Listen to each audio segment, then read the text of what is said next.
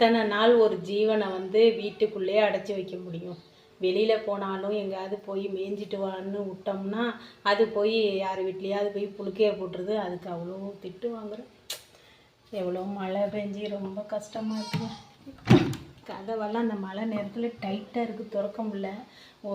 இந்த பக்கம் அலசுனா அந்த பக்கம், அந்த பக்கம் அலசுனா இந்த பக்கம்.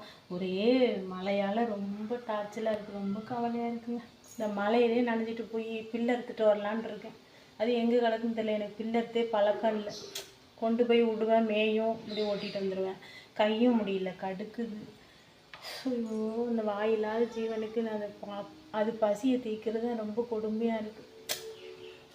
பாருங்க எல்லாம் எப்படி இருக்கு. என் வீடு எப்போல பாண்டையாக வச்சுருக்கேன். இந்த வேலையும் அந்த வேலையும் பார்த்து பார்த்து ஓடி சோர்ந்து போயிட்டு. மாடு வேற மாசமாக இருக்குது. அது நைட்டு வெளியில் கட்டி போட்டுட்டோம்.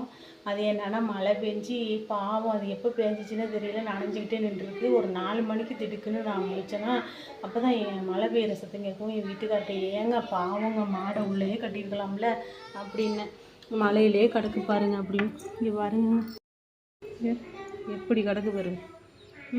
எல்லாம் கொலை பட்டினியாக கிடக்கு. இப்படி தான் இதில்